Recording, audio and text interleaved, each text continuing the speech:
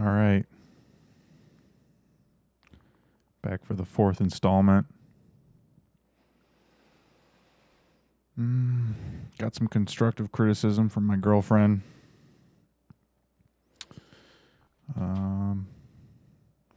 Introduce yourself. Loosen up. Show some more emotion. Give your performance. Yeah, I mean, I didn't even introduce myself in the first three. Just wanted to dive right in and get to it. Get a feel for it. But I'm Mark. Online backhand bard.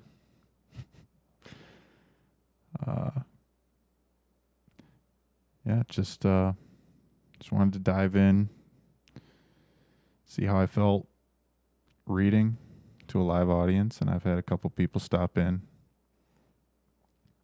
and see where it takes me. See if anyone's interested. I'm an accountant, getting into the middle of tax season. So I really wanted to do this. This was a high priority for me. And so between tax season and this and taking care of the responsibilities of owning my own home and trying to work out and trying to show my girlfriend the time and attention she deserves, it's been a lot. But I enjoy it. I'd rather be chock full of stuff to do and barely making it than having nothing to do at all. Just take on as much responsibility as possible. And I think that's one of the quintessential lessons from the Bible, particularly the New Testament, and what Christ did for us. You know, you got superheroes like Marvel and DC, and Jesus is like the penultimate superhero. You know, he was perfect. He had no faults. The way DC and Marvel superheroes have faults, Jesus had none. And that was the main thing he did, was he carried his burden. No matter how much it sucked, no matter how much he didn't deserve it, he carried his burden. So if you want to live by an example, you live by that example. So I try to take on as much every day. And I don't do well every day. I'm lazy and procrastinate a lot, but I'm doing a lot better. And since I've taken on more responsibility and tried to carry my burdens, whether I deserve them or not, my life has gotten better. Very much so. So that's where I'm at. There's a couple things about me. But yeah, I'm excited to get back into this. I'm excited to be in this for the long haul, for the Bible. Whether it's already been done before, whether people are interested or not, it's something I've really wanted to do. And I went to Catholic private school, kindergarten through high school, and it dawned on me we never once read the Bible all the way through, and I couldn't understand why. You know why? I mean, that would only take a semester. If your whole class was reading once a day for that 45-minute period, you know, you could easily get through the whole thing.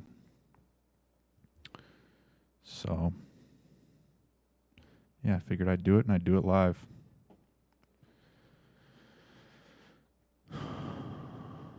So we left off with Joseph, Genesis chapter 39. And Joseph was brought down to Egypt, and Potiphar, an officer of Pharaoh, captain of the guard, an Egyptian, bought him of the hands of the Ishmaelites, which had brought him down thither. And the Lord was with Joseph, and he was a prosperous man, and he was in the house of his master the Egyptian. And his master saw that the Lord was with him, and the Lord made all that he did to prosper in his hand. I think I finished with this chapter last time, but... And Joseph found grace in his sight, and he served him, and he made him overseer over his house.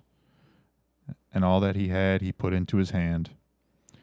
And it came to pass from the time that he had made him overseer in his house, and over all that he had, that the Lord blessed the Egyptian's house for Joseph's sake. And the blessing of the Lord was upon all that he had in the house and in the field. And he left all that he had in Joseph's hand, and he knew not aught he had, save the bread which he did eat. And Joseph was a goodly person and well favored. And it came to pass after these things that his master's wife cast her eyes upon Joseph, and she said, "Lie with me." Yeah, I definitely read this. I remember this part. But he refused and said unto his master's wife, "Behold, my master wotteth not." I thought about looking up wotteth last time. Wotted? No. Yeah. To know someone in the Bible is to know every inch of them. My master wotteth not what is with me in the house, and he hath committed all that he hath to my hand. There is none greater in this house than I, neither hath he kept back anything from me but thee, because thou art his wife. How then can I do this great wickedness and sin against God? And it came to pass, as she spake to Joseph day by day, that he hearkened not unto her, to lie by her or to be with her. And it came to pass about this time that Joseph went into the house to do his business, and there was none of the men of the house there within. She caught him by his garment, saying, "Lie with me." And he left his garment in her hand and fled and got him out. And it came to pass, when she saw that he had left his garment in her hand and was fled forth, that she called unto the men of her house and spake unto them, saying, "See, he hath brought in an Hebrew unto us to mock us. He came in unto me to lie with me, and I cried with a loud voice. And it came to pass, when he heard that I lifted up my voice and cried, that he left his garment with me, and fled and got him out. And she laid up his garment by her until his Lord came home. And she spake unto him according to these words, saying, The Hebrew servant, which thou hast brought unto us, came in unto me to mock me. And it came to pass, as I lifted up my voice and cried, that he left his garment with me and fled out. And it came to pass, when his master heard the words of his wife, which she spake unto him, saying, After this manner did thy servant to me, that his wrath was kindled. And Joseph's master took him and put him into the prison, a place where the king's prisoners were bound, and he was there in the prison. But the Lord was with Joseph, and showed him mercy, and gave him favor in the sight of the keeper of the prison. And the keeper of the prison committed to Joseph's hand all the prisoners that were in the prison, and whatsoever they did there, he was the doer of it. The keeper of the prison looked not to anything that was under his hand, because the Lord was with him, and that which he did, the Lord made it to prosper.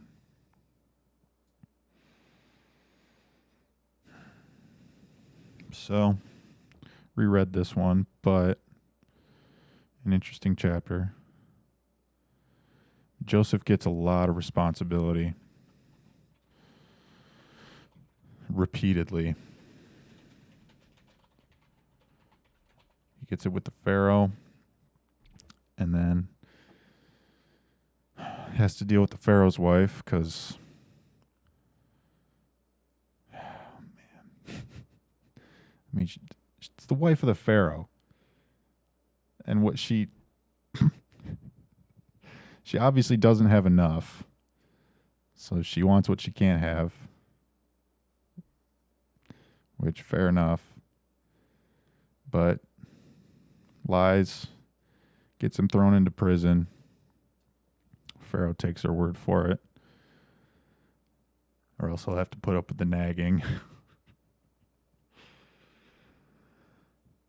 And then, yeah, even in the prison, he still gets responsibility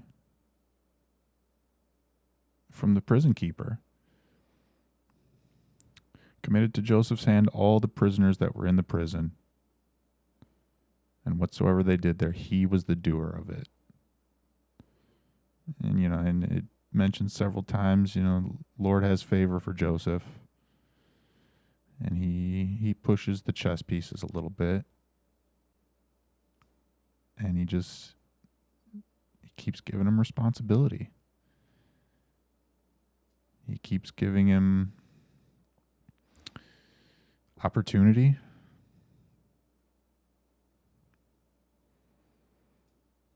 Whether he deserves it or not, which I think he does deserve it by the sound of it.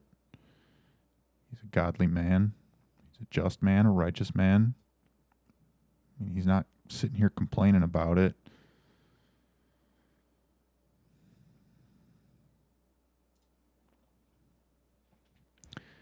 And it came to pass after these things that the butler of the king of Egypt and his baker had offended their lord the king of Egypt. And Pharaoh was wroth against two of his officers, against the chief of the butlers, and against the chief of the bakers. And he put them in ward in the house of the captain of the guard into the prison, the place where Joseph was bound. And the captain of the guard charged Joseph with them, and he served them. And they continued a season in ward. And they dreamed a dream, both of them, each man his dream in one night, each man according to the interpretation of his dream, the butler and the baker of the king of Egypt, which were bound in the prison. And Joseph came in unto them in the morning, and looked upon them, and, behold, they were sad. And he asked Pharaoh's officers that were with him in the ward of his lord's house, saying, Wherefore look ye so sadly today? And they said unto him, We have dreamed a dream, and there is no interpreter of it. And Joseph said unto them, Do not interpretations belong to God? Tell me them, I pray you.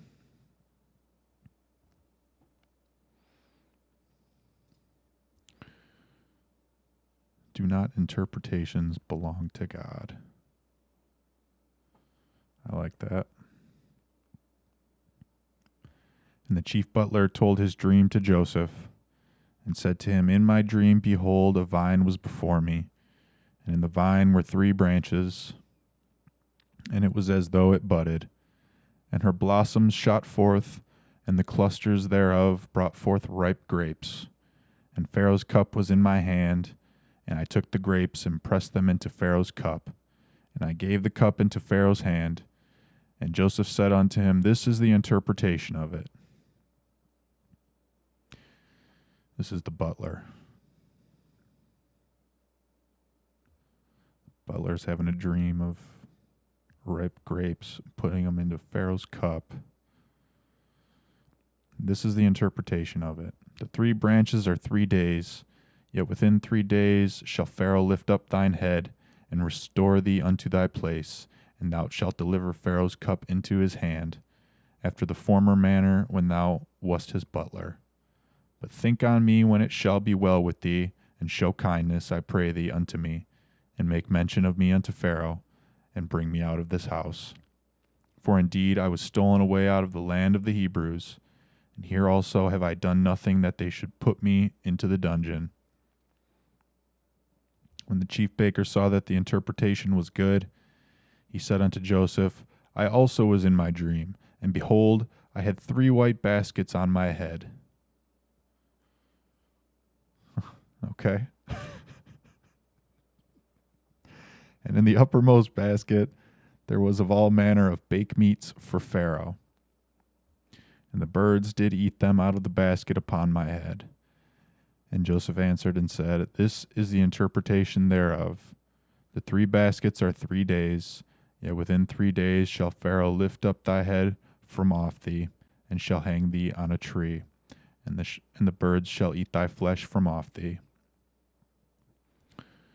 Poor guy. Saw the interpretation was good for the butler, thought he was going to get the same action. Not quite. And it came to pass the third day, which was Pharaoh's birthday, that he made a feast unto all his servants. And he lifted up the head of the chief butler and of the chief baker among his servants. And he restored the chief butler unto his butlership again, and he gave the cup into Pharaoh's hand. But he hanged the chief baker, as Joseph had interpreted to them. Yet did not the chief butler remember Joseph, but forgat him.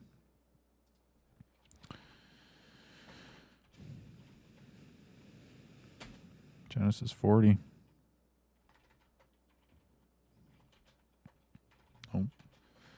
Nope. Joseph interprets some dreams of the butler and the baker.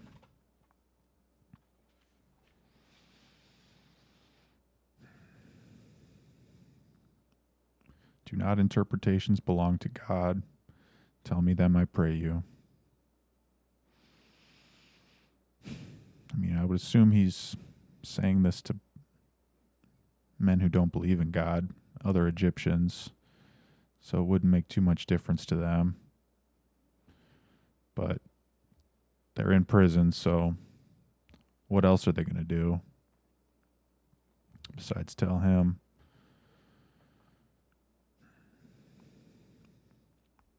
Yeah, dreams seem to have a pretty stark connection to God in the Bible between Joseph and Daniel. And there's probably some others.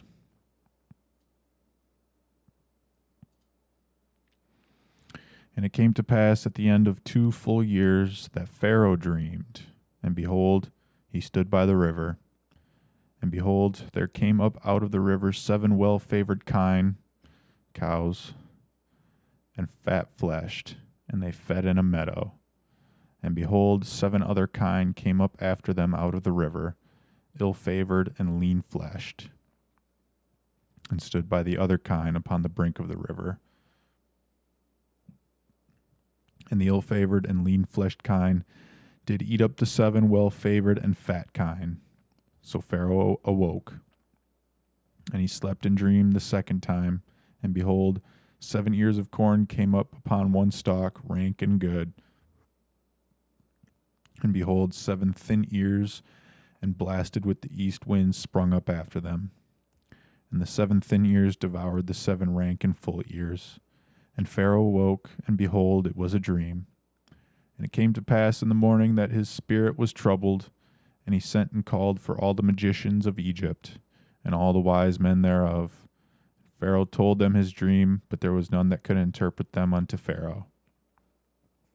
Then spake the chief butler unto Pharaoh, saying, I do remember my faults this day.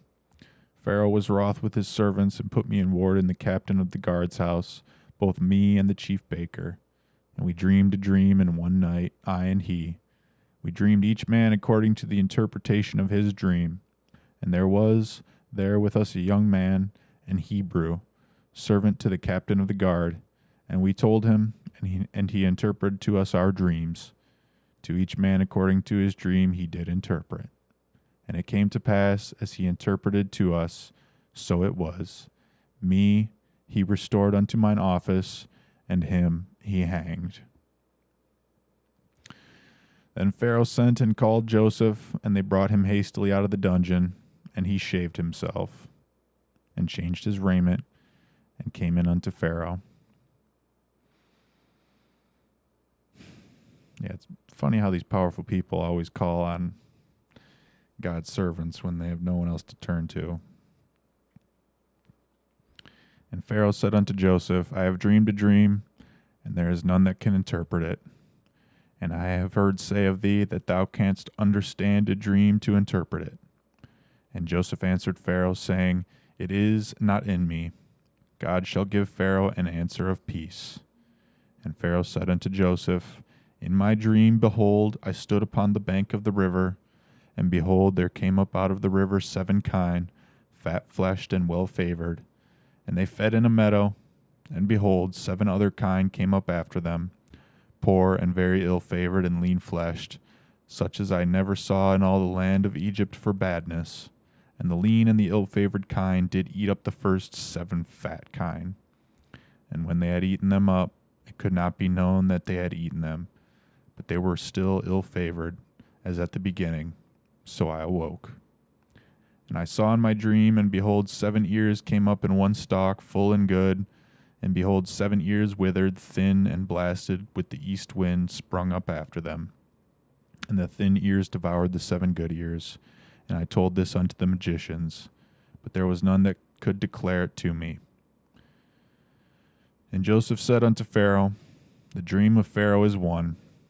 God hath showed Pharaoh what he is about to do. The 7 good kine are 7 years, and the 7 good ears are 7 years. The dream is one. And the 7 thin and ill-favored kine that came up after them are 7 years, and the 7 empty ears blasted with the east wind shall be 7 years of famine. This is the thing which I have spoken unto Pharaoh. What God is about to do, he showeth unto Pharaoh. Behold, there come 7 years of great plenty throughout all the land of Egypt, and there shall arise after them 7 years of famine. And all the plenty shall be forgotten in the land of Egypt, and the famine shall consume the land. And the plenty shall not be known in the land by reason of that famine following, for it shall be very grievous. And for that the dream was doubled unto Pharaoh twice. It is because the thing is established by God, and God will shortly bring it to pass. Now therefore let Pharaoh look out a man discreet and wise, and set him over the land of Egypt. Let Pharaoh do this, and let him appoint officers over the land, and take up the 5th part of the land of Egypt in the 7 plenteous years. And let them gather all the food of those good years that come, and lay upon corn under the hand of Pharaoh. And let them keep food in the cities. And that food shall be for store to the land against the 7 years of famine, which shall be in the land of Egypt, that the land cherish not through the famine. That the land perish not through the famine. And the thing was good in the eyes of Pharaoh, and in the eyes of all his servants. And Pharaoh said unto his servants, can we find such a one as this is? A man in whom the Spirit of God is.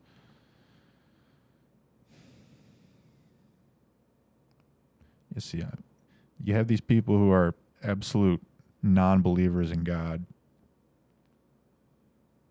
and yet they call on God's servants, and God's servants sort of makes them a believer. At least for a moment. And Pharaoh said unto his servants, can we find such a one as this is? A man in whom the Spirit of God is. You know, he makes him a believer for just a second.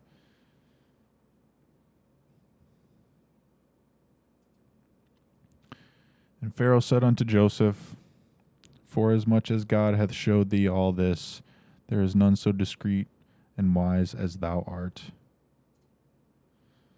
Thou shalt be over my house, and according unto thy word shall all my people be ruled. Only in the throne will I be greater than thou. And Pharaoh said unto Joseph, see, I have set thee over all the land of Egypt. And Pharaoh took off his ring from his hand, and put it upon Joseph's hand, and arrayed him in vestitures of fine linen, and put a gold chain about his neck. And he made him to ride in the 2nd chariot which he had, and they cried before him, bow the knee. And he made him ruler over all the land of Egypt. And Pharaoh said unto Joseph, I am Pharaoh, and without thee shall no man lift up his hand or foot in all the land of Egypt. And Pharaoh called Joseph's name Zapnath Paneah, and he gave him to wife Asenath, the daughter of Potiphera, priest of On. And Joseph went out over all the land of Egypt. And Joseph was 30 years old when he stood before Pharaoh, king of Egypt. And Joseph went out from the presence of Pharaoh, and went throughout all the land of Egypt. In the 7 plenteous years the earth brought forth by handfuls.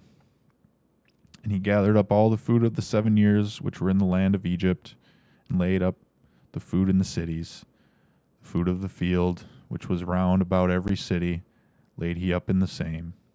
And Joseph gathered corn as the sand of the sea, very much, until he left numbering, for it was without number.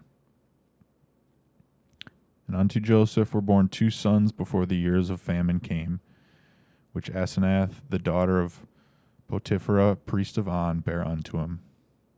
And Joseph called the name of the firstborn Manasseh, for God, said he, hath made me forget all my toil and all my father's house. The name of the second called he Ephraim, for God hath caused me to be fruitful in the land of my affliction. And the 7 years of plenteousness that was in the land of Egypt were ended, and the 7 years of dearth began to come, according as Joseph had said, and the dearth was in all lands, but in all the land of Egypt there was bread. And when all the land of Egypt was famished, the people cried to Pharaoh for bread, and Pharaoh said unto all the Egyptians, Go unto Joseph, what he saith to you do. And the famine was over all the face of the earth. And Joseph opened all the storehouses and sold unto the Egyptians, and the famine waxed sore in the land of Egypt. And all countries came into Egypt to Joseph for to buy corn, because that the famine was so sore in all the lands.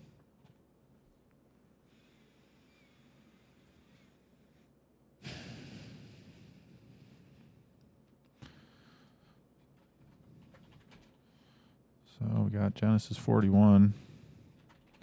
Joseph takes control. And he implements the plan. It's a pretty simple plan. It's surprising that Pharaoh trusts him.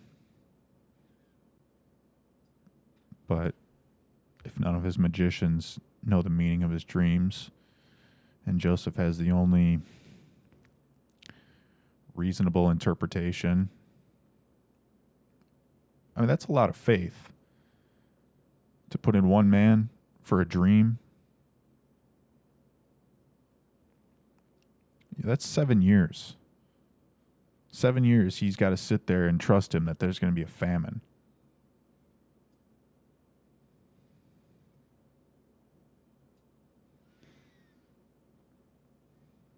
But he makes him a believer for a little while. A man in whom the Spirit of God is. I mean, Egyptians believe in a pantheon of gods. But for just a second, he turns the tides just a little bit.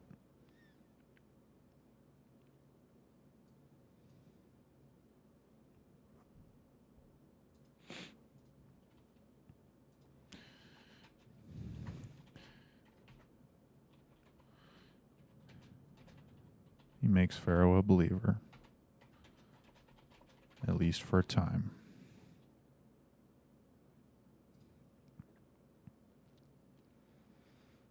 His brethren's visits. We get the long-awaited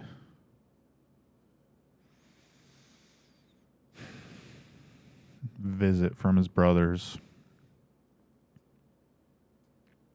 Gosh, imagine what Joseph is thinking. I mean, he doesn't seem like a person that holds a grudge. He doesn't hold a grudge on anyone up until this point. But for it to go by that long and you've got 11 brothers who threw you into a hole and then sold you off into slavery.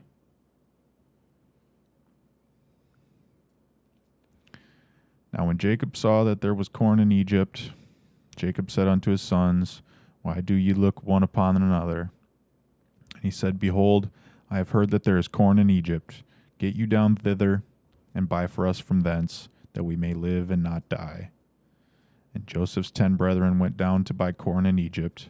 But Benjamin, Joseph's brother, Jacob sent not with his brethren, for he said, Lest peradventure mischief befall him. And the sons of Israel came to buy corn among those that came. For the famine was in the land of Canaan, and Joseph was the governor over the land, and he it was that sold to all the people of the land. And Joseph's brethren came and bowed down themselves before him with their faces to the earth. And Joseph saw his brethren, and he knew them, but made himself strange unto them, and spake roughly unto them. And he said unto them, Whence come ye? And they said, From the land of Canaan, to buy food. And Joseph knew his brethren, but they knew not him. And Joseph remembered the dreams which he dreamed of them, and said unto them, Ye are spies. To see the nakedness of the land ye are come. And they said unto him, Nay, my lord, but to buy food are thy servants come. We are all one man's sons. We are true men. Thy servants are no spies. And he said unto them, Nay, but to see the nakedness of the land ye are come. And they said, Thy servants are 12 brethren, the sons of one man in the land of Canaan. And behold, the youngest is this day with our father, and one is not. And Joseph said unto them, That is it, that I spake unto you, saying, Ye are spies. Hereby ye shall be proved. By the life of Pharaoh ye shall not go forth hence, except your youngest brother come hither. Send one of you, and let him fetch your brother, and ye shall be kept in prison, that your words may be proved, whether there be any truth in you. Or else by the life of Pharaoh surely ye are spies. And he put them all together into ward 3 days. And Joseph said unto them the third day, This do I live, for I fear God. If ye be true men, let one of your brethren be bound in the house of your prison. Go ye, carry corn for the famine of your houses, but bring your youngest brother unto me. So shall your words be verified, and ye shall not die. And they did so. And they said one to another, We are verily guilty concerning our brother, and that we saw the anguish of his soul, when he besought us, and we would not hear. Therefore is this distress come upon us. And Reuben answered them, saying, Spake I not unto you, saying, Do not sin against the child? And ye would not hear. Therefore, behold, also his blood is required. His blood is required. It's like what I got here from chapter 9, verse 5. God says, Blood of your lives will I require.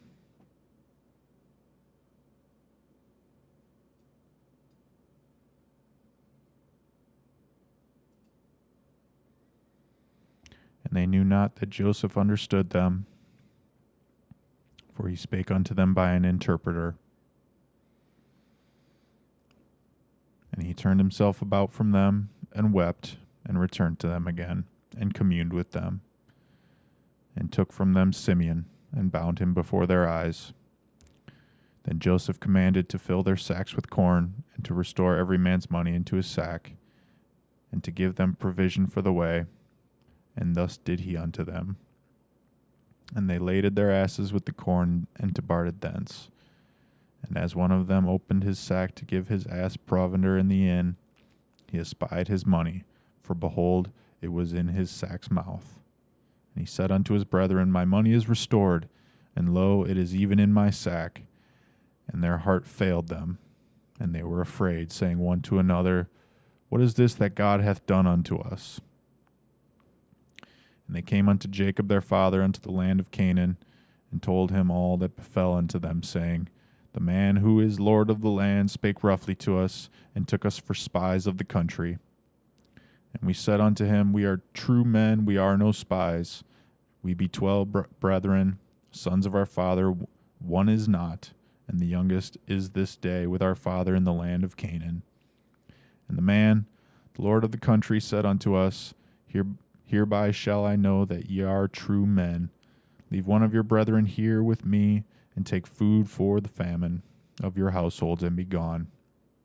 And bring your youngest brother unto me. Then shall I know that ye are no spies, but that ye are true men. So will I deliver you your brother, and ye shall traffic in the land. And it came to pass, as they emptied their sacks, that, behold, every man's bundle of money was in his sack. And when both they and their father saw the bundles of money, they were afraid.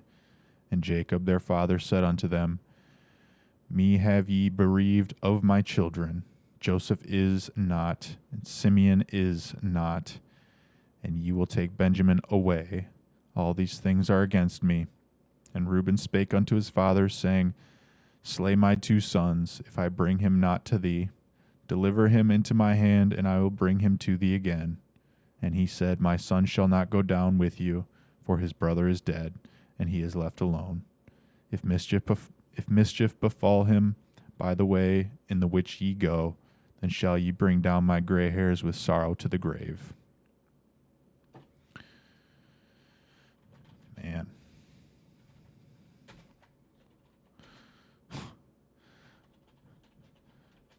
Joseph messes with his brothers pretty bad. I mean, he gives them the business. He recognizes them. They don't recognize him. He speaks to them through an interpreter. Meanwhile, he can understand them all just fine. There be any truth in you. I mean, he knows they're telling the truth. He just wants to run them through the gauntlet. Wants to put them through their paces. Which is fair. I mean, they were jealous of him. They sold him into slavery.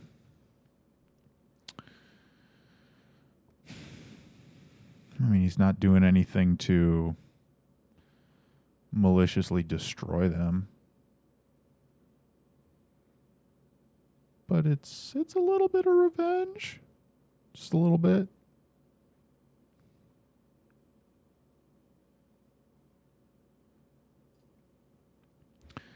And the famine was sore in the land, and it came to pass when they had eaten up the corn which they had brought out of Egypt, their father said unto them, Go again, buy us a little food. And Judah spake unto him, saying, The man did solemnly protest unto us, saying, Ye shall not see my face, except your brother be with you.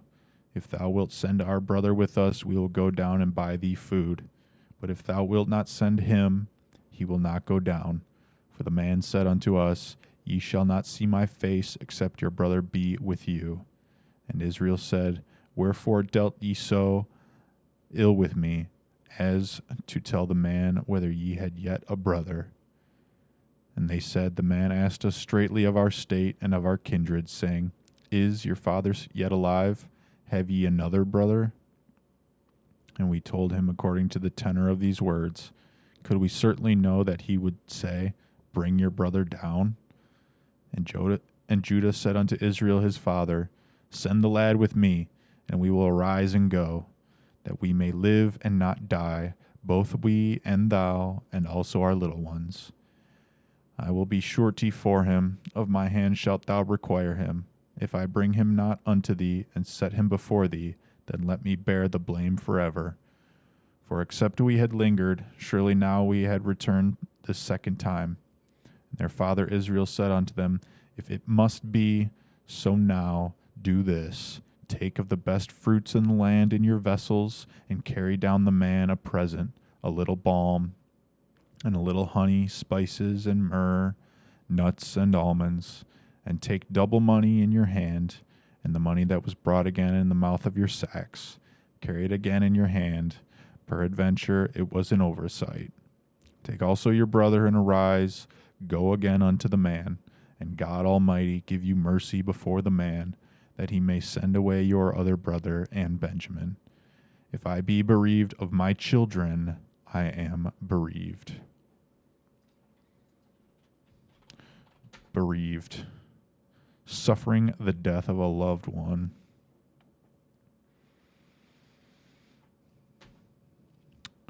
That's 43:14.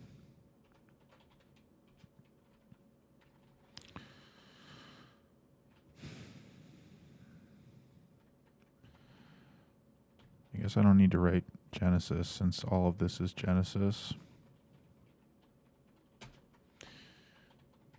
Bereaved. Suffering the death of a loved one.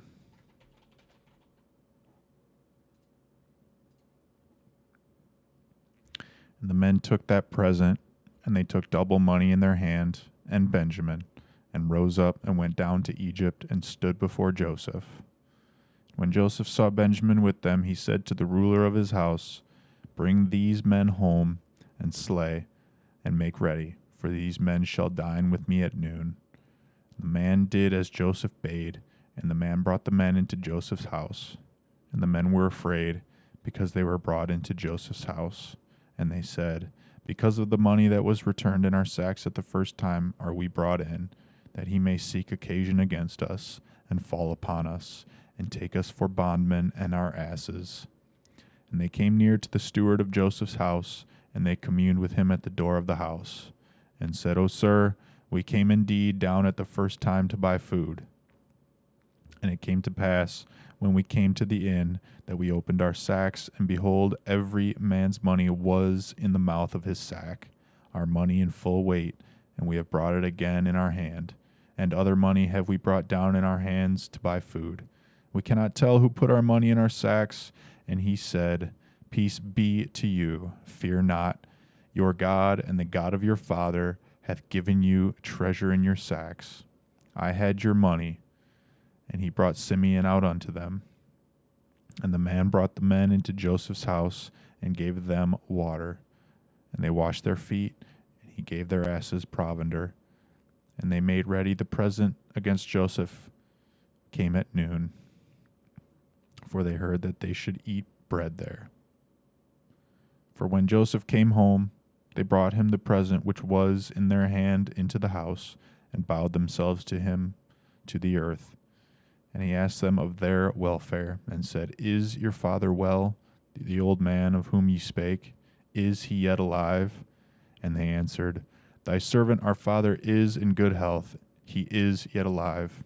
And they bowed down their heads and made obeisance. And he lifted up his eyes and saw his brother Benjamin, his mother's son, and said, Is your younger brother of whom ye spake unto me? Is this your younger brother? And he said, God be gracious unto thee, my son. And Joseph made haste, for his bowels did yearn upon his brother, and he sought where to weep. And he entered into his chamber and wept there. And he washed his face and went out and refrained himself and said, Set on bread. And they set on for him by himself, and for them by themselves, and for the Egyptians which did eat with him by themselves. Because the Egyptians might not eat bread with the Hebrews, for that is an abomination unto the Egyptians. And they sat before him, the firstborn according to his birthright, and the youngest according to his youth. And the men marveled one at another. And they took and sent messes unto them from before him. But Benjamin's mess was 5 times so much as any of theirs, and they drank and were merry with him.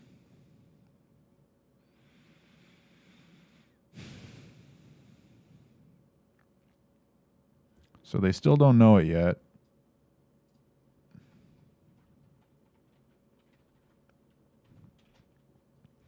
So Joseph treats them to dinner.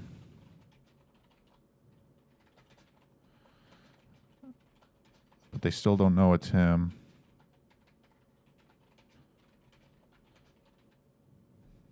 So I guess why does he do that?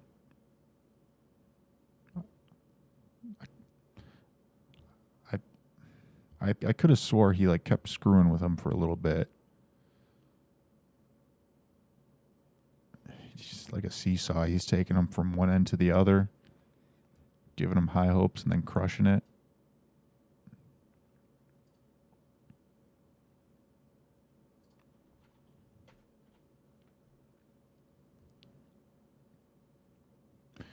And he commanded the steward of his house, saying, Fill the men's sacks with food, as much as they can carry, and put every man's money in his sack's mouth. And put my cup, the silver cup, in the sack's mouth of the youngest, and his corn money. Yeah, here we go. Here's where he starts screwing with him again. And he did according to the word that Joseph had spoken. As soon as the morning was light, the men were sent away, they and their asses. And when they were gone out of the city, And not yet far off, Joseph said unto his steward, Up, follow after the men, and when thou dost overtake them, say unto them, Wherefore have ye rewarded evil for good? Is not this it in which my Lord drinketh, and whereby indeed he divineth? Ye have done evil in so doing. And he overtook them, and he spake unto them these same words. And they said unto him, Wherefore saith my Lord these words? God forbid that thy servants should do according to this thing. Behold, the money which we found in our sacks' mouths we brought again unto thee out of the land of Canaan. How then should we steal out of thy Lord's house silver or gold, with whomsoever of thy servants it be found? Both let him die, and we also will be my Lord's bondmen. And he said, Now also let it be according unto your words. He with whom it is found shall be my servant, and ye shall be blameless. Then they speedily took down every man his sack to the ground, and opened every man his sack. And he searched, and began at the eldest, and left at the youngest, and the cup was found in Benjamin's sack. Then they rent their clothes, and laded every man his ass, and returned to the city.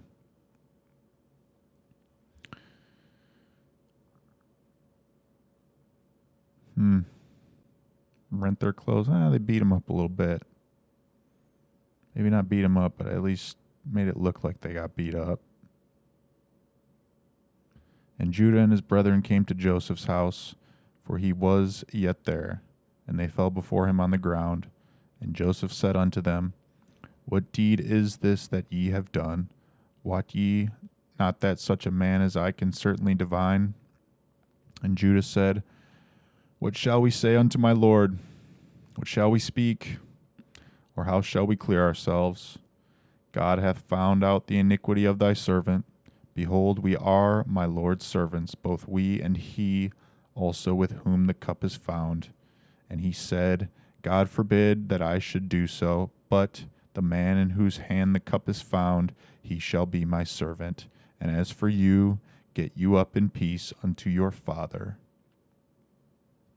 Then Judah came near unto him and said, O my Lord, let thy servant, I pray thee, speak a word in my Lord's ears.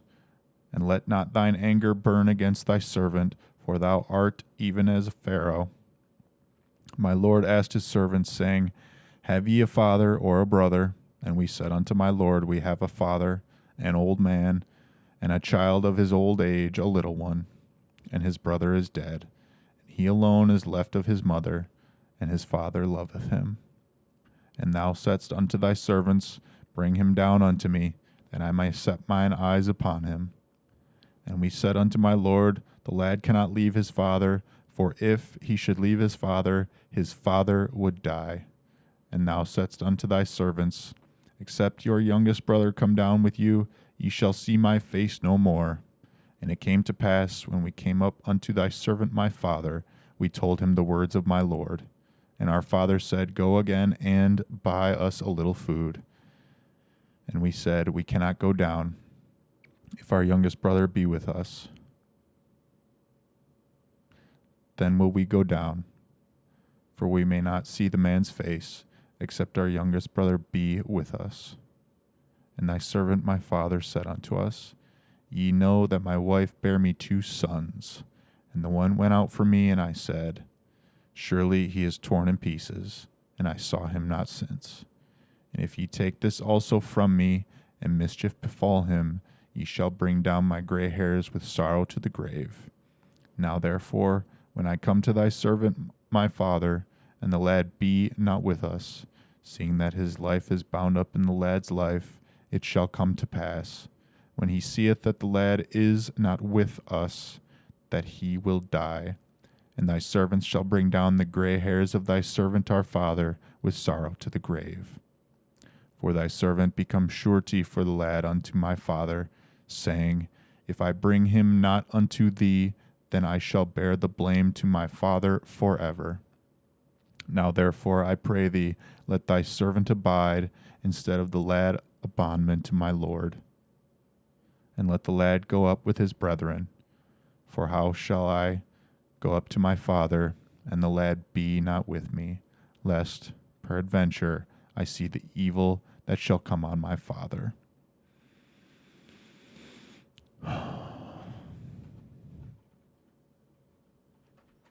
Yeah, Joseph, he's starting to lay it on thick now. And which brother is this? I think it was Judah. Yeah. So Joseph's brother, Judah, begs, essentially. And it happens pretty frequently in the Old Testament, but there's lots of repetition. You know, it's the same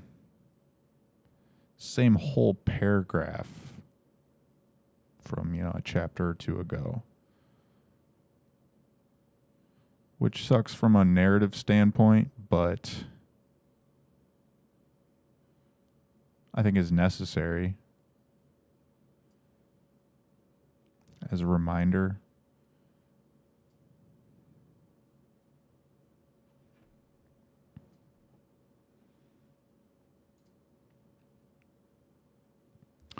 Then Joseph could not refrain himself before all them that stood by him, and he cried, Cause every man to go out from me.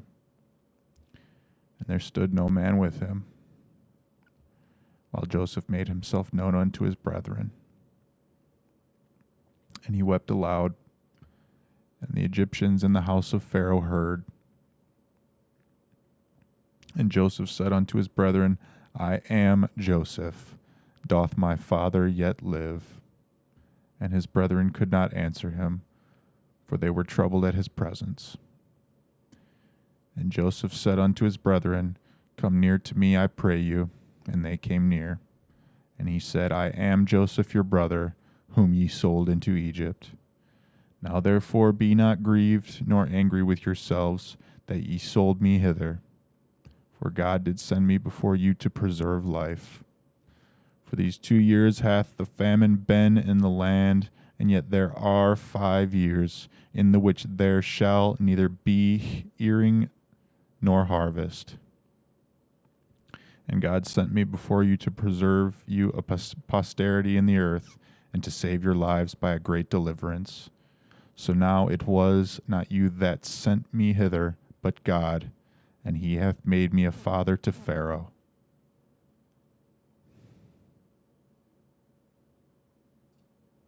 Man, it was not you that sent me hither, but God. He doesn't even blame them. He doesn't even blame them for selling him into slavery. It wasn't you. It was God. God put me here. And God protected me the whole way. And he gave me responsibility. And he gave me accountability, and he gave me control.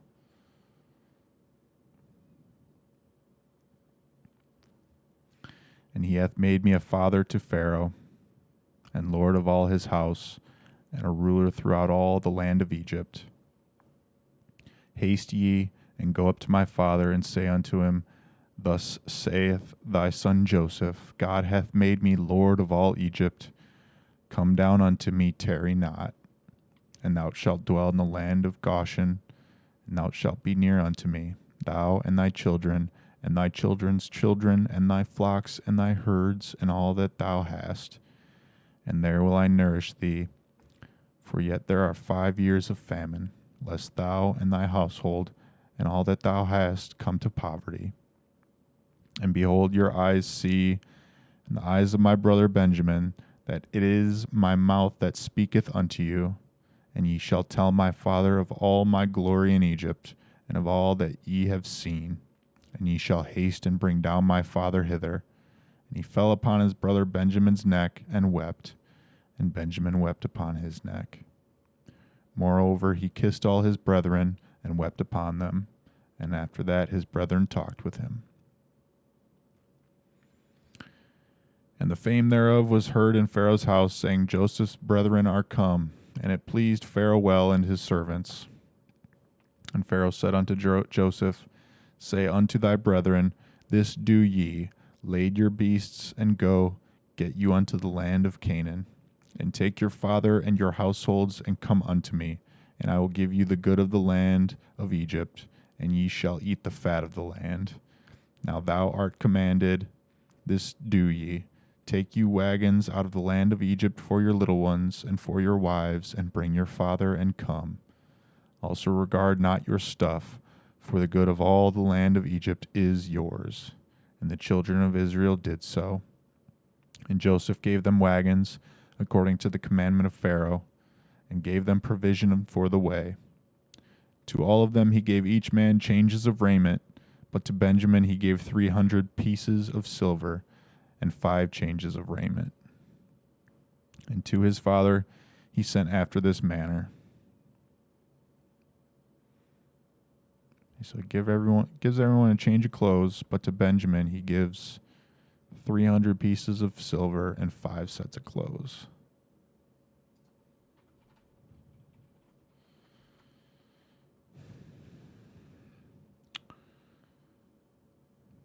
Mm, 45:22.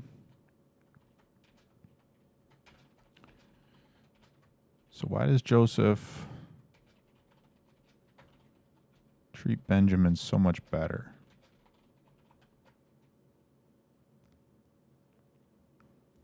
Is it because he didn't have anything to do with him being sold into slavery? Or is it just because he's younger? Just for the sake of it?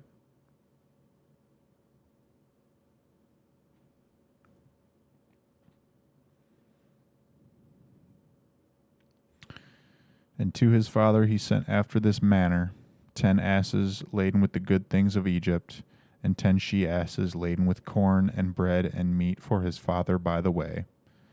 So he sent his brethren away, and they departed. And he said unto them, See that ye fall not out by the way. And they went up out of Egypt, and came into the land of Canaan, unto Jacob their father, and told him, saying, Joseph is yet alive, and he is governor over all the land of Egypt. And Jacob's heart fainted, for he believed them not. And they told him all the words of Joseph, which he had said unto them. And when he saw the wagons which Joseph had sent to carry him, the spirit of Jacob their father revived. And Israel said, It is enough. Joseph my son is yet alive. I will go and see him before I die.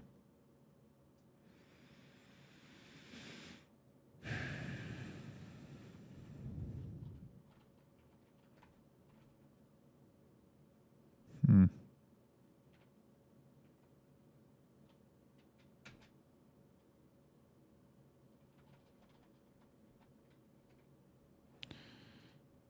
So 45. Joseph finally admits it.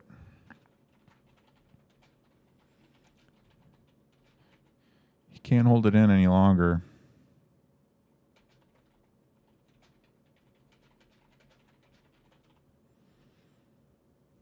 And which one was it?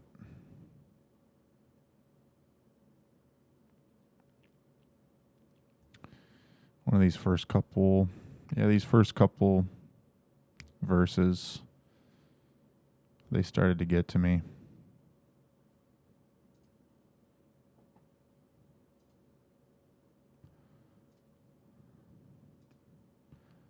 I almost started leaking. My eyes almost started leaking. It's been known to happen when I read the Bible.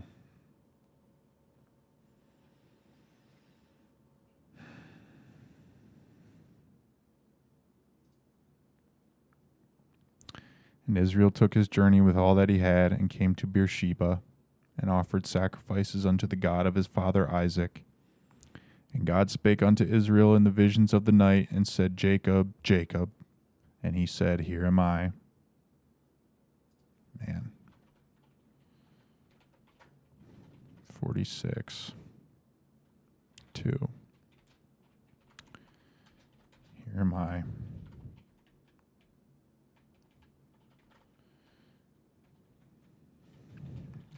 Here am I seems to be the common response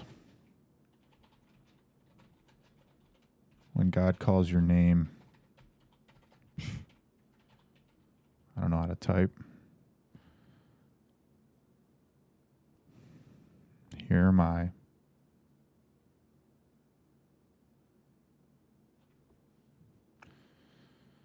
I mean, do people know that needs to be a response?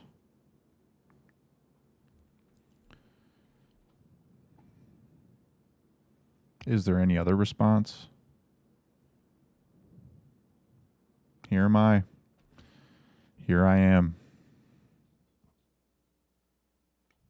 I mean, I guess there really is no other response, is there? And he said, I am God, the God of thy father. Fear not to go down into Egypt, for I will there make of thee a great nation. I will go down with thee into Egypt, and I will also surely bring thee up again. And Joseph shall put his hand upon thine eyes. And Jacob rose up from Beersheba, and the sons of Israel carried Jacob their father, and their little ones and their wives, in the wagons which Pharaoh had sent to carry him. And they took their cattle and their goods, which they had gotten in the land of Canaan, and came into Egypt, Jacob and all his seed with him, his sons and his sons' sons with him, his daughters and his sons' daughters, and all his seed brought he with him into Egypt. And these are the names of the children of Israel which came into Egypt. Oh, sweet, more names. Jacob and his sons, Reuben, Jacob's firstborn, and the sons of Reuben, Hanok and Phalu and Hezron and Carmi, and the sons of Simeon, Jemuel and Jamin, and Ohad and Jachin, and Zohar and Shaul, the son of Canaanitish woman. And the sons of Levi, Gershon, Kohath, and Merari. And the sons of Judah, and Onan, and Shelah, and Pharez, and Zara. But and Onan died in the land of Canaan. And the sons of Pharez were Hezron and Hamul. And the sons of Issachar, Tola, and Phuva, and Job, and Shimron. And the sons of Zebulun, Sered, and Elon, and Jahleel. These be the sons of Leah, which she bare unto Jacob in Padan Aram, with his daughter Dinah. All the souls of his sons and his daughters were 33.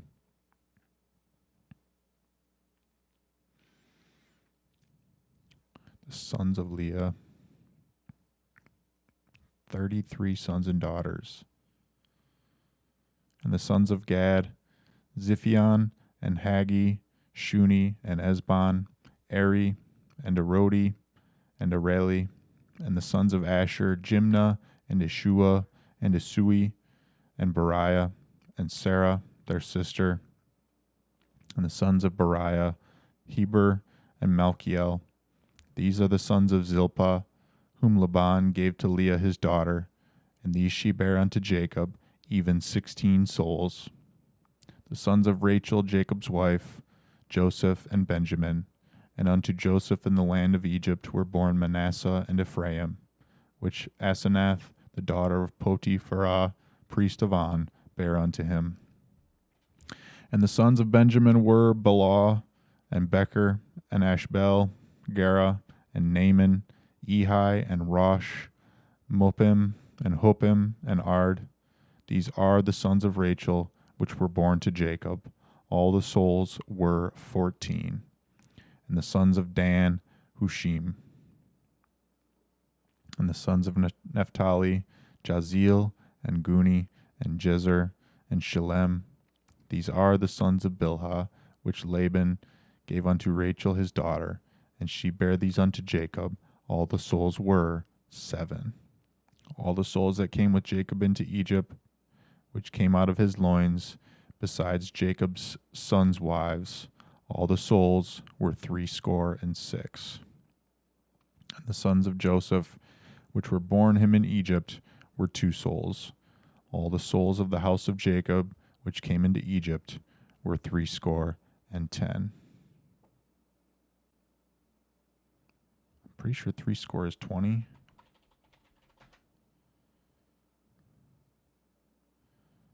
Yeah. Or, yeah, 3 score is 60 because each score is 20.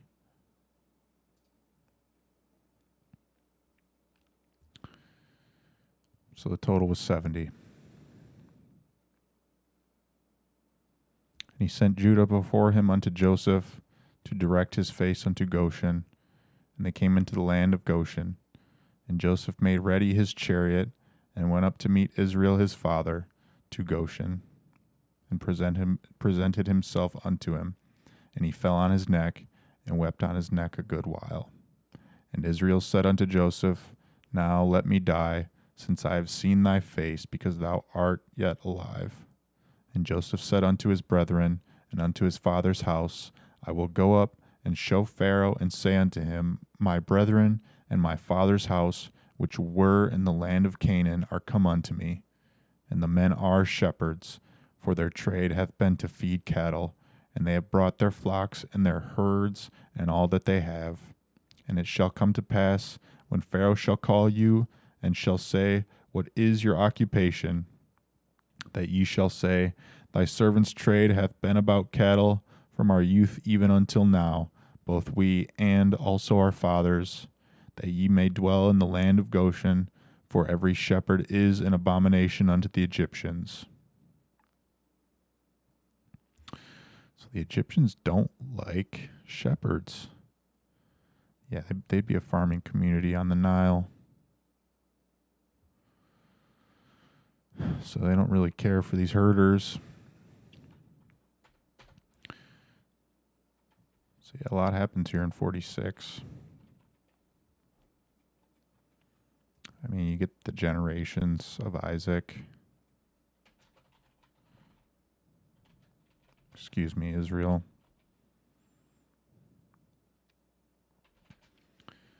And then you get the reuniting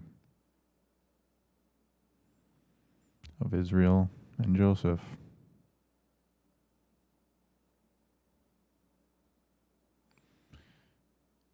Into Goshen. So why didn't they meet in Egypt?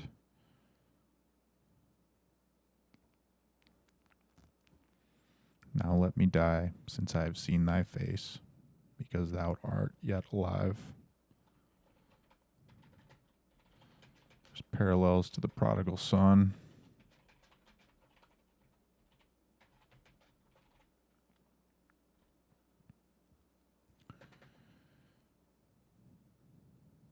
Which I guess would be the same for any son returning home story. Unless he's not welcome home.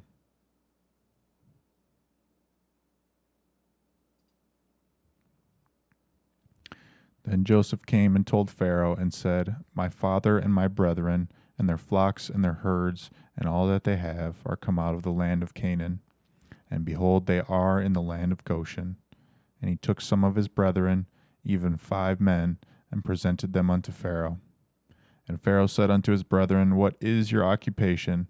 And they said unto Pharaoh, Thy servants are shepherds, both we and also our fathers. They said moreover unto Pharaoh, For to sojourn in the land are we come, for thy servants have no pasture for their flocks. For the famine is sore in the land of Canaan. Now therefore we pray thee, let thy servants dwell in the land of Goshen. And Pharaoh spake unto Joseph, saying, Thy father and thy brethren are come unto thee. The land of Egypt is before thee. In the best of the land make thy father and brethren to dwell. In the land of Goshen let them dwell.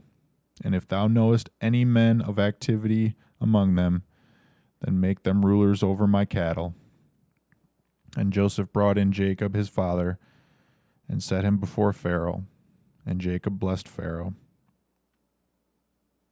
Wow. And Jacob blessed Pharaoh. That's it's a really bold move. I think that's just Jacob asserting his dominance. No, but for real. I mean, Pharaoh blessed Joseph all those years. Put a lot of trust and faith in him.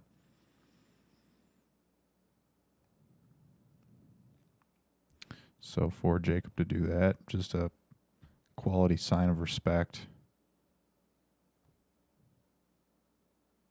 I wonder how that goes for a Pharaoh, like a man who,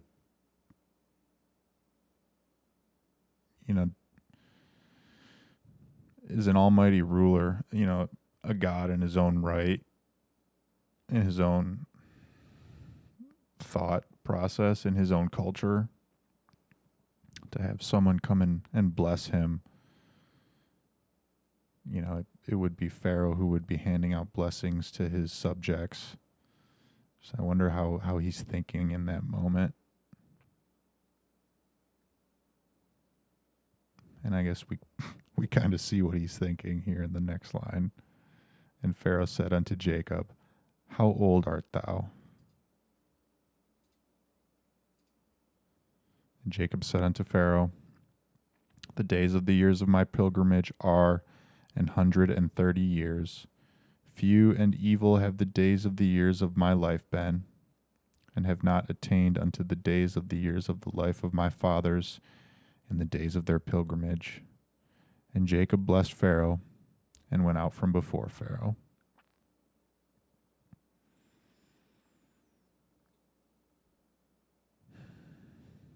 Man, something about Jacob blessing Pharaoh just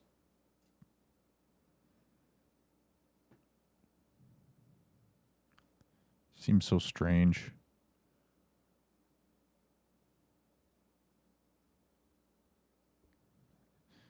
I don't want to say wrong, maybe ironic.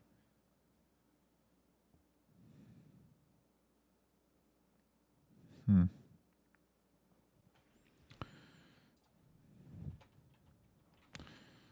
47.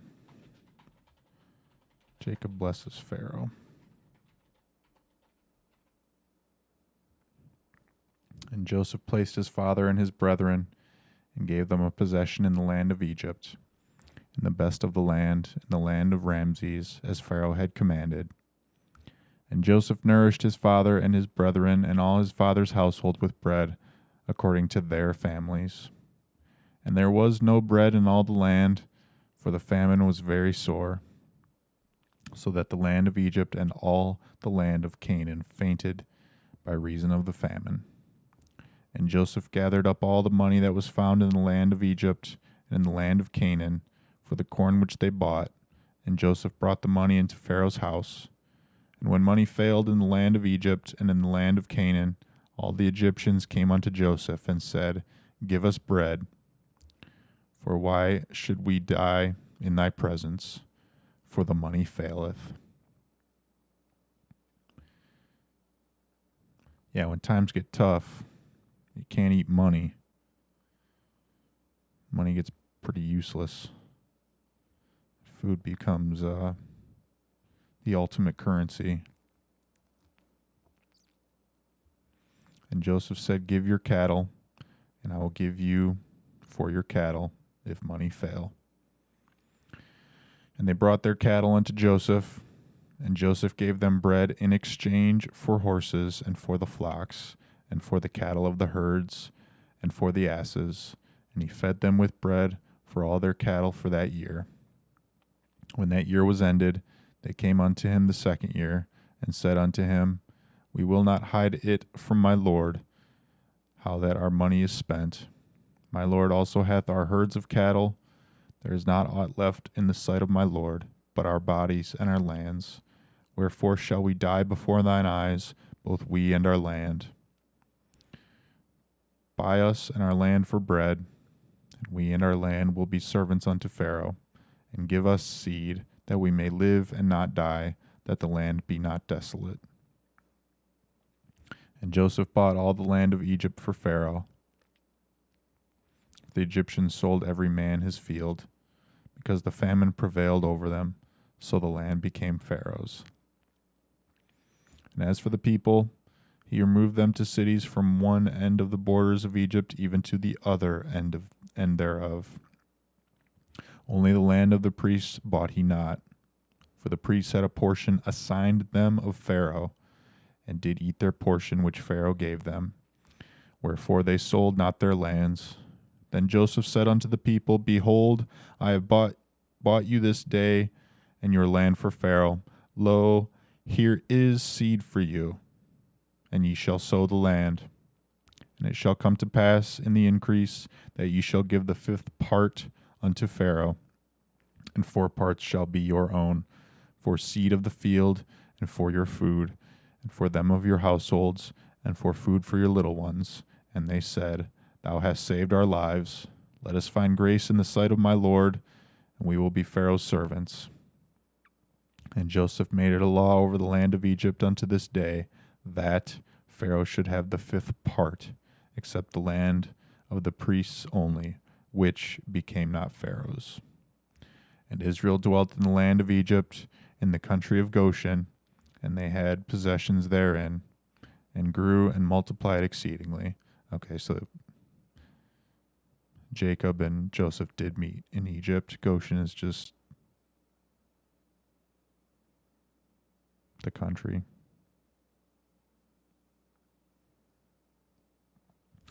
And Jacob lived in the land of Egypt 17 years. So the whole age of Jacob was 147 years. And the time drew nigh that Israel must die. And he called his son Joseph, and said unto him, If now I have found grace in thy sight, put, I pray thee, thy hand under my thigh.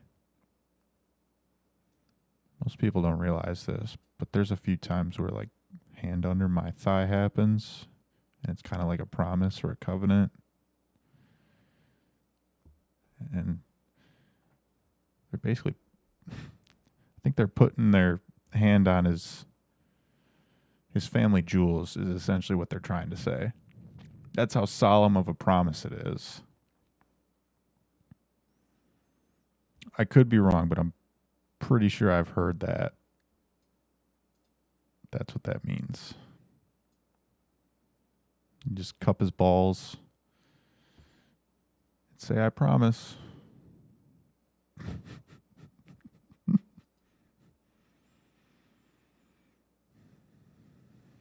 I pray thee, thy hand under my thigh, and deal kindly and truly with me. Bury me not, I pray thee, in Egypt.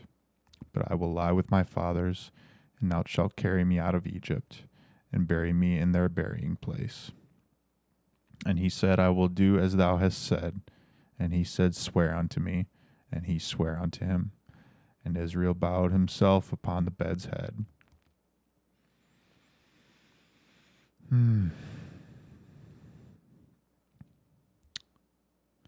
So Jacob blesses Pharaoh.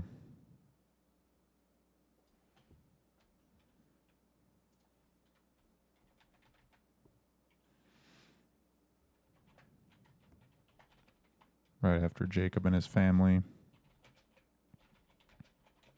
get land.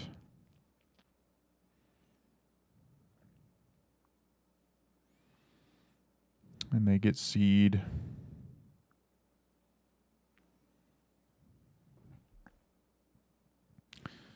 Just kind of closing it out, tying all the loose ends together.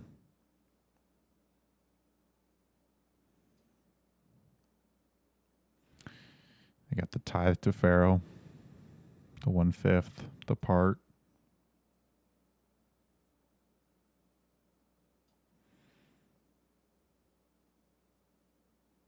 Which, is kind of similar to the tithe to God.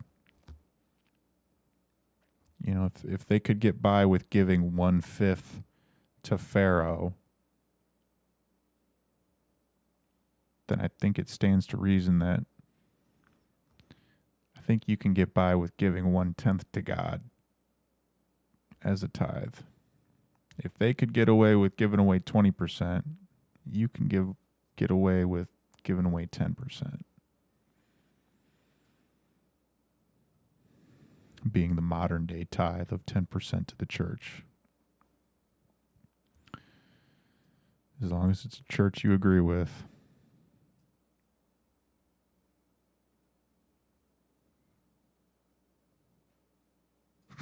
Man, I don't know if I should go here, but as an accountant, my boss, his dad was also an accountant, and he came to realize that a lot of priests, a lot of heads of churches in the area who he did accounting for, this old man, late old man, my boss's dad,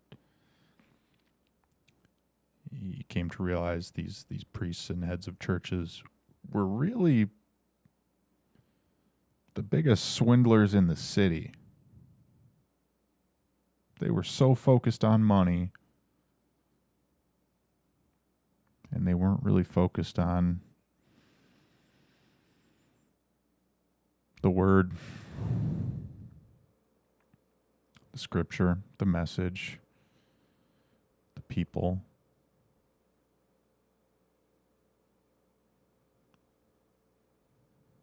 So I think tithing is important. It's necessary to keep a church functioning. Just got to make sure it's a church that you agree with, that sticks to scripture, sticks to the word, that has community, that has high expectations of one another, is thankful for one another, is thankful to God.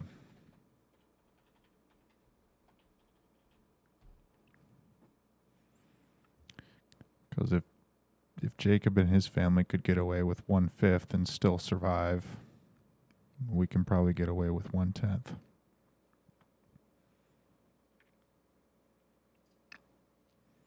And it came to pass after these things that one told Joseph, Behold, thy father is sick, and he took with him his 2 sons, Manasseh and Ephraim. And one told Jacob and said, Behold, thy son Joseph cometh unto thee. And Israel strengthened himself and sat upon the bed. And Jacob said unto Joseph, and they use his 2 names pretty intermittently. Israel strengthened himself and sat upon the bed. And Jacob said unto Joseph, they just swap it out at will. So you just got to catch that.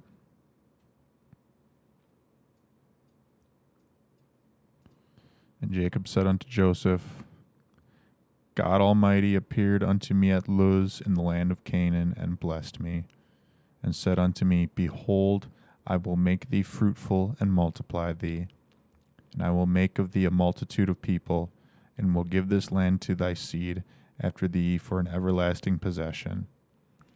And now thy 2 sons, Ephraim and Manasseh, which were born unto thee in the land of Egypt before I came unto thee into Egypt, are mine. As Reuben and Simeon, they shall be mine.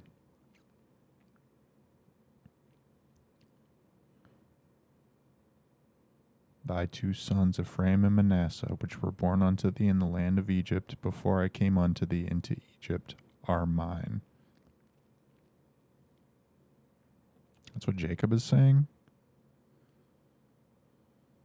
As Reuben and Simeon, they shall be mine.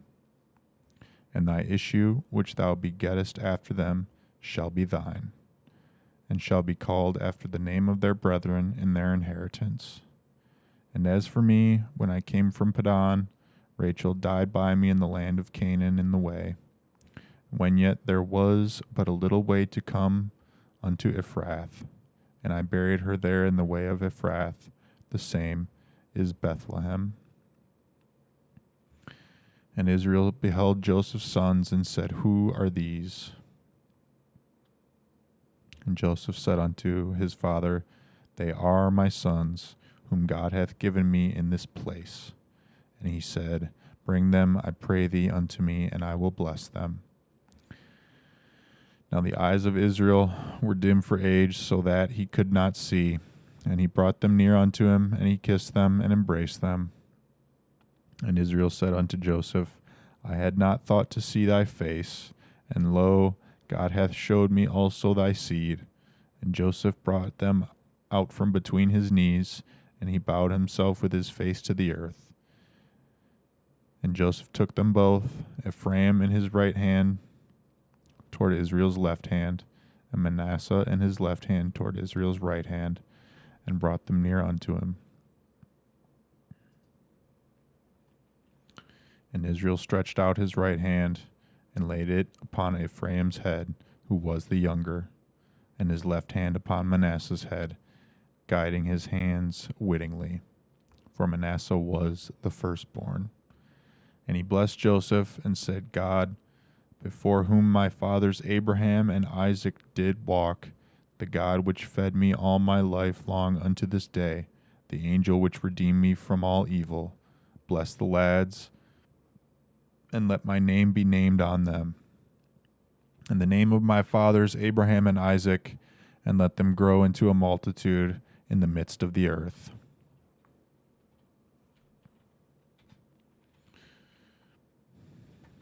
So we got Jacob blesses Joseph and his two sons. And when Joseph saw that his father laid his right hand upon the head of Ephraim, it displeased him.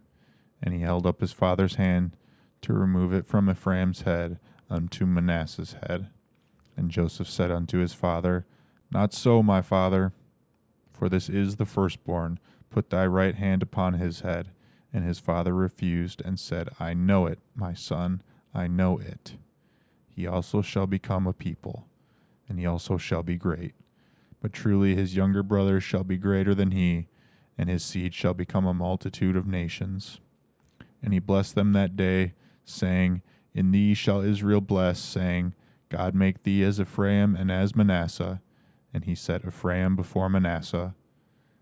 And Israel said unto Joseph, Behold, I die, but God shall be with you, and bring you again unto the land of your fathers. Moreover, I have given to thee one portion above thy brethren, which I took out of the hand of the Amorite with my sword and with my bow.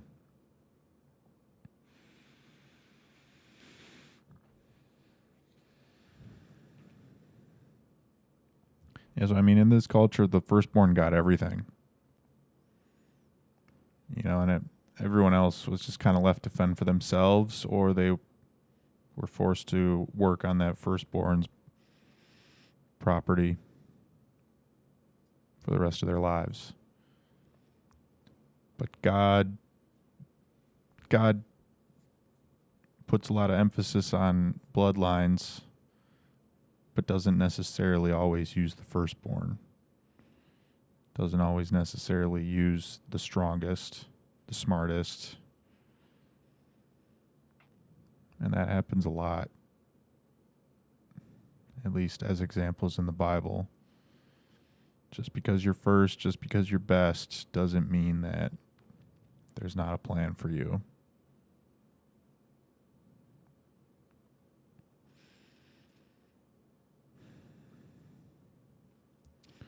And Jacob called unto his sons and said, Gather yourselves together, that I may tell you that which shall befall you in the last days. Gather yourselves together and hear, ye sons of Jacob, and hearken unto Israel your father. Reuben, thou art my firstborn, my might, and the beginning of my strength, the excellency of dignity and the excellency of power. Unstable as water, thou shalt not excel, because thou wentest up to thy father's bed, then defiledst thou it. He went up to my couch. Simeon and Levi are brethren. Instruments of cruelty are in their habitations. O my soul, come not thou into their secret. Unto their assembly mine honor, be not thou united. For in their anger they slew a man, and in their self-will they digged down a wall. Cursed be their anger, for it was fierce, and their wrath, for it was cruel. I will divide them in Jacob, and scatter them in Israel. Judah, thou art he whom thy brethren shall praise. Thy hand shall be in the neck of thine enemies. Thy father's children shall bow down before thee. Judah is a lion's whelp. From the prey, my son, thou art gone up. He stooped down, he couched as a lion, and as an old lion, who shall rouse him up? The scepter shall not depart from Judah, nor a lawgiver from between his feet. Unto Shiloh come, and unto him shall the gathering of the people be, blinding his foal unto the vine, and his ass's colt unto the choice vine. He washed his garments in wine, and his clothes in the blood of grapes. His eyes shall be red with wine, and his teeth white with milk. Zebulun shall dwell at the haven of the sea, and he shall be for an haven of ships, and his border shall be unto Zidon. Issachar is a strong ass, couching down between two burdens, and he saw that the rest was good, and the land that it was pleasant, and bowed his shoulder to bear, and became a servant unto tribute. Dan shall judge his people as one of the tribes of Israel. Dan shall be a serpent by the way, an adder in the path that biteth the horse heels, so that his rider shall fall backward. I have waited for thy salvation, O Lord. Gad, a troop shall overcome him, but he shall overcome at the last. Out of Asher his bread shall be fat, and he shall yield royal dainties. Naphtali is a hind let loose. He giveth goodly words. Joseph is a fruitful bow, even a fruitful bow by a well, whose branches run over the wall. The archers have sorely grieved him, and shot at him, and hated him. But his bow abode in strength, and the arms of his hands were made strong by the hands of the mighty God of Jacob. From thence is the shepherd, the stone of Israel. Even by the God of thy father, who shall help thee, and by the Almighty, who shall bless thee, with blessings of heaven above, blessings of the deep that lieth under, blessings of the breasts and of the womb, the blessings of thy father have prevailed above the blessings of my progenitors, unto the utmost bound of the everlasting hills. They shall be on the head of Joseph, and on the crown of the head of him that was separate from his brethren. Benjamin shall raven as a wolf. In the morning he shall devour the prey, and at night he shall divide the spoil. Wow. That's heavy.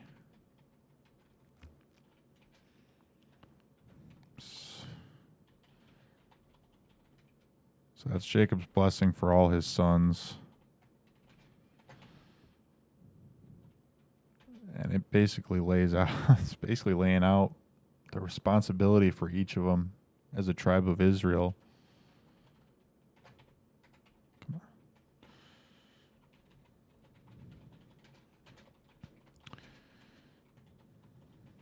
And it does so in a very, frankly, a very beautiful manner. I mean, it's poetry in action.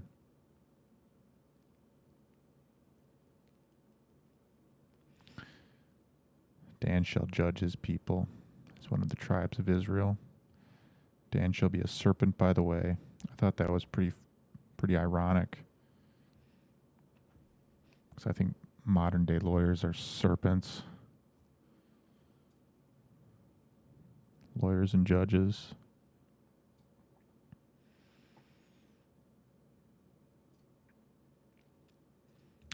Is this the last one? Sure is.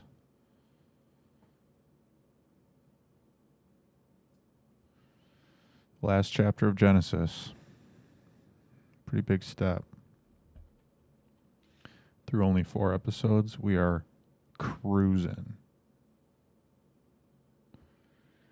And Joseph fell upon his father's face and wept upon him and kissed him. And Joseph commanded his servants the physicians to embalm his father, and the physicians embalmed Israel. And 40 days were fulfilled for him, for so are fulfilled the days of those which are embalmed. And the Egyptians mourned for him 60 days. And when the days of his mourning were past, Joseph spake unto the house of Pharaoh, saying, If now I have found grace in your eyes, speak, I pray you, in the ears of Pharaoh, saying, My father made me swear, saying, Lo, I die. In my grave which I have digged for me in the land of Canaan, there shalt thou bury me. Now therefore let me go up, I pray thee, and bury my father, and I will come again. And Pharaoh said, Go up, and bury thy father, according as he made thee swear. And Joseph went up to bury his father, and with him went up all the servants of Pharaoh, the elders of his house, and all the elders of the land of Egypt, and all the house of Joseph, and his brethren, and his father's house. Only their little ones and their flocks and their herds they left in the land of Goshen. And there went up with him both chariots and horsemen, and it was a very great company. And they came to the threshing floor of Atad, which is beyond Jordan. And there they mourned with a great and very sore lamentation. And he made a mourning for his fathers 7 days. And when the inhabitants of the land, the Canaanites, saw the mourning in the floor of Atad, they said, This is a grievous mourning to the Egyptians. Wherefore the name of it was called Abel Mizraim, which is beyond Jordan. And his sons did unto him according as he commanded them. For his sons carried him into the land of Canaan, and buried him in the cave of the field of Machpelah, which Abraham bought with the field for a possession of a burying place of Ephron the Hittite before Mamre. And Joseph returned into Egypt, he and his brethren, and all that went up with him to bury his father, after he had buried his father. And when Joseph's brethren saw that their father was dead, they said, Joseph will peradventure hate us, and will certainly requite us all the evil which we did unto him.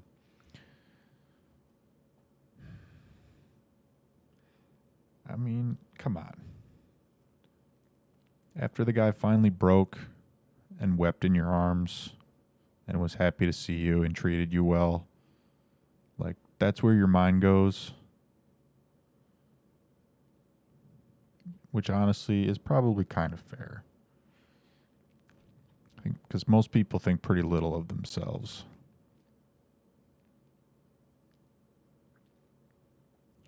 And they sent a messenger unto Joseph, saying, Thy father did command before he died, saying, So shall ye say unto Joseph, Forgive, I pray thee now, the trespass of thy brethren and their sin, for they did unto thee evil. And now we pray thee, forgive the trespass of the servants of the God of thy father. And Joseph wept when they spake unto him. And his brethren also went and fell down before his face, and they said, Behold, we be thy servants. And Joseph said unto them, Fear not, for am I in the place of God? But as for you, ye thought evil against me. But God meant it unto good, to bring to pass, as it is this day, to save much people alive. Now therefore fear ye not, I will nourish you and your little ones. And he comforted them, and he spake kindly unto them. And Joseph dwelt in Egypt, he and his father's house, and Joseph lived 110 years. And Joseph saw Ephraim's children of the 3rd generation. The children also of Machir, the son of Manasseh, were brought up upon Joseph's knees. And Joseph said unto his brethren, I die, and God will surely visit you, and bring you out of this land unto the land which he sware to Abraham, to Isaac, and to Jacob. And Joseph took an oath of the children of Israel, saying, God will surely visit you, and ye shall carry up my bones from hence. So Joseph died, being 110 years old, and they embalmed him, and he was put in a coffin in Egypt.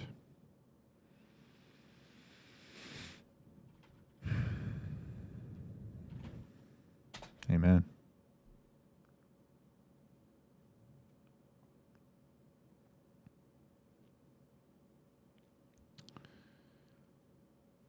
So I don't know. Were his brothers lying?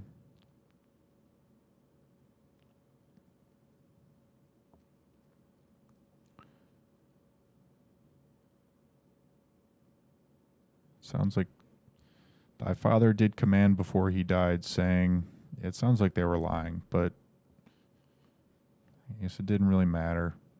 Joseph had no qualms with them, no quarrels. He was thankful for his position. He was thankful to God. He didn't hold a grudge against them. And I think that's the biggest thing from Joseph's story. Joseph was thankful to God and gave praise. Didn't hold a grudge over his brothers.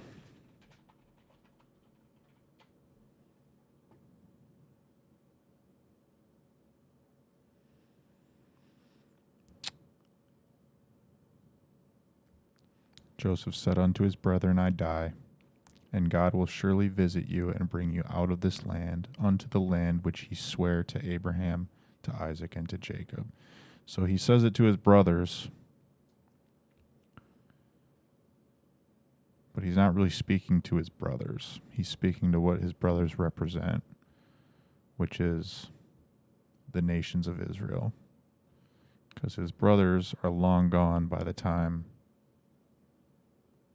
those nations are taken to the promised land.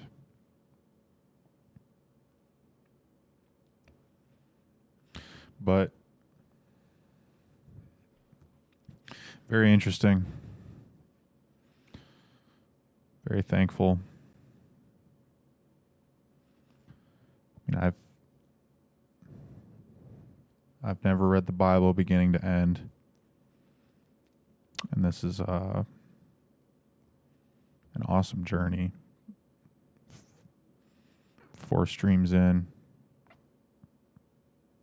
And I can tell I'm settling in and getting more comfortable doing it.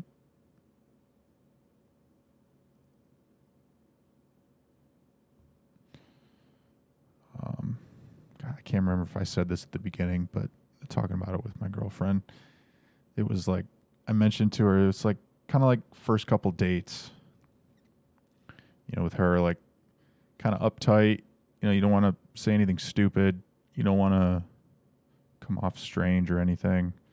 And it's kind of how it feels like streaming for the first few times. In both scenarios, you're just putting yourself out there and you don't know what to expect. And whatever happens, happens. And you try to put your best foot forward.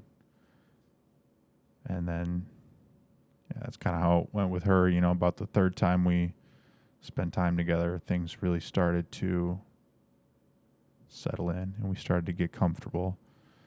And that's how I'm starting to feel now. Whether there's viewers or not, whether there's people in chat or not, whether there's subscribers or not, this is definitely an honor to do, to take today's technology and me, a simple common man, spread the word and read it loud and broadcast it to anyone who wants to listen. And I guess that's the beauty of it, is nobody's forced to listen. It's only the people who want to listen who stick around.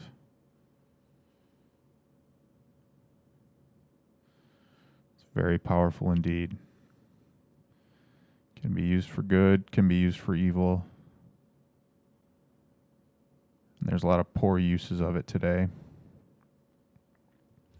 So that's partially why I do this. A lot of poor uses of such a powerful technology that, someone has to put some good out there. Something wholesome, something better.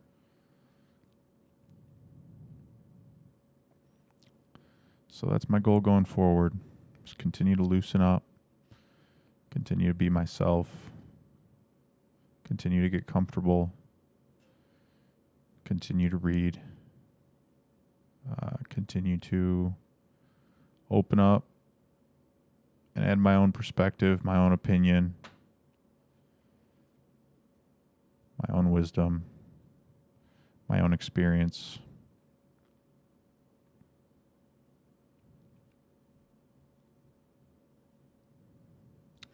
And I give thanks to God. I'm very thankful. But hour and 45 minutes, finished Genesis. And that is most definitely a good place to stop. So, I guess my schedule right now, I'm trying to do every day after work besides Mondays and Wednesdays. Besides Mondays and Wednesdays, I will not be on. But the other 5 days, that's my plan. So if you're here and you want to join me, that's when you'll find me.